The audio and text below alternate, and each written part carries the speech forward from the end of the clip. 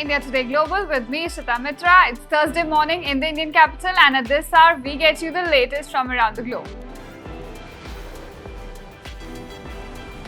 Starting with the Russia-Ukraine war, Moscow is now planning a counter-offensive to retake its territory in the Kursk region captured by Ukrainian troops. As of now, Ukraine claims control over 100 settlements in the region, where it began the offensive on August 6th. Meanwhile, Russian forces are also advancing in the Donetsk region, but this too is coming at a high cost.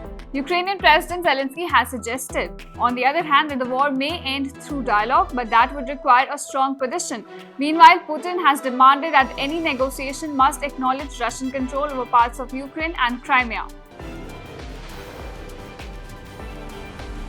Moving to West Asia now, Israeli forces have intensified their operations with tanks entering parts of Khan Yunis and central Gaza. This has resulted in significant casualties, including the deaths of at least 34 Palestinians in the last 24 hours. Now, the escalation has led to mass evacuations and has worsened the humanitarian crisis in the Palestinian enclave, where the death toll has crossed over 40,000 and about 2.3 million people have been displaced since the conflict began.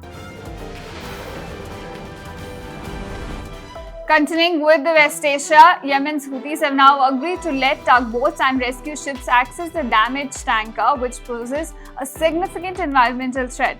Now, the tanker was attacked off Yemen's coast, leading to concerns about a massive oil spill. While the Houthis have allowed aid access, they still deny any temporary truce. Remember, the rebel group has been targeting maritime vessels linked to Israel since the conflict began in Gaza. Coming to Bangladesh now, the country's interim government has lifted the ban on Jamaat-e-Islami, the country's largest Islamist party.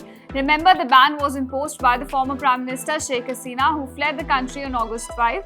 The ban was linked to the allegations of wartime atrocities, and now the Islamist party must register with the Election Commission to participate in future elections.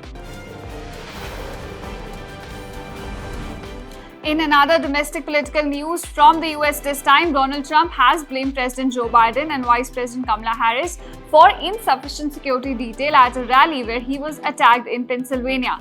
Now, Trump's comments follow an FBI investigation revealing extensive planning by the attacker, who had a detailed interest in targeting political events.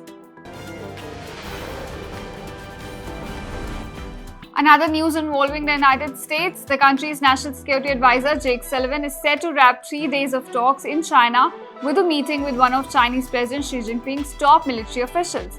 Now, Sullivan is expected to press for enhanced working-level military-to-military communications to ease the tensions between the two countries ahead of US elections. Now, other issues on agenda also include West Asia conflicts, Taiwan and trade. In another news from Hong Kong, two editors from the defunct Stand News are facing a sedition trial in Hong Kong, marking the first such trial since the 1997 handover. Now, the charges stem from publishing articles deemed seditious by the government, and the case is viewed as a significant test of media freedom under Hong Kong's national security laws.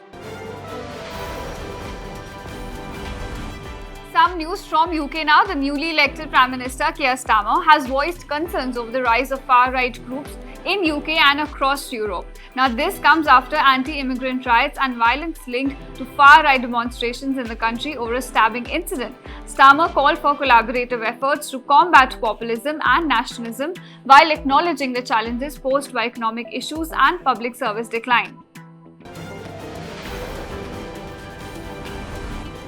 Next up, French authorities have placed Telegram founder Pavel Durov under formal investigation for alleged complicity in running a platform used for organized criminal activities.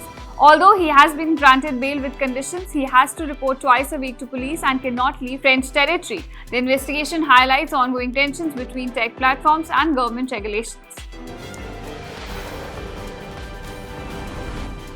And at last, French President Emmanuel Macron opened Paralympic Games with a ceremony held on Champs-Élysées. The event, featuring performances and a parade of athletes, was celebrated with high security and festive ambience. The ceremony was notable for being held outside the stadium and highlighted by a diverse cultural program. It also featured artists like Canadian musician Chili Gonzalez, French musician Christine, and the Queens. Thank you so much for watching this segment. Stay tuned to India Today Global.